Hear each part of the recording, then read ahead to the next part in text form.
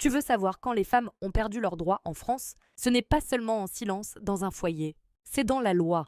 Gravé dans le marbre du Code civil de Napoléon en 1804, le Code Napoléon, c'est l'un des textes les plus puissants de l'histoire juridique française. Un monument législatif, un chef-d'œuvre pour les juristes. Et une putain de prison pour les femmes. Ce que Napoléon a fait des femmes, il en a fait des mineurs à vie, des êtres naturellement inférieurs, juridiquement dépendants, socialement invisibles. La femme doit obéissance à son mari. Article 213 du Code civil, version 1804. Tu veux mieux? Une femme mariée ne pouvait ni signer un contrat, ni ouvrir un compte, ni travailler sans l'autorisation de son mari. Même pas acheter un balai sans sa permission.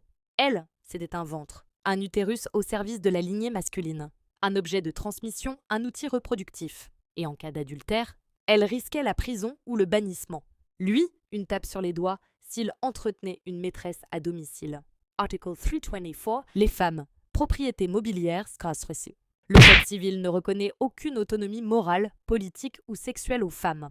Elles sont rangées dans la catégorie des enfants et des fous. Pas de droit à la parole.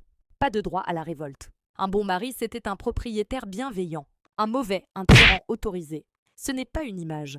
La femme mariée n'existe pas juridiquement sans son mari. Elle est absorbée dans son autorité. Même après sa mort, elle reste tenue par ses décisions. Ce n'étaient pas des lois, c'était une chaîne à la cheville. La femme est destinée à obéir, l'homme à commander.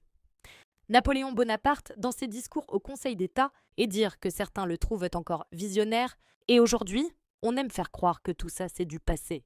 Mais nos lois en portent encore les stigmates. Combien de femmes sont encore considérées comme des folles, des instables, des émotives, dès qu'elles prennent la parole?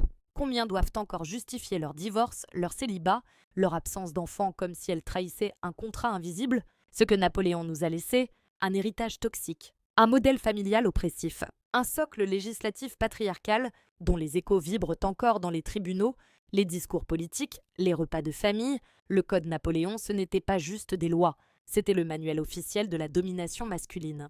Alors aujourd'hui, on ne vous demande pas la permission, on réécrit l'histoire. Nous, on choisit la liberté. Pas la servitude légalisée. On arrache les pages et on crame la couverture s'il le faut. Brûlez vos codes, vos chaînes, vos lois sexistes,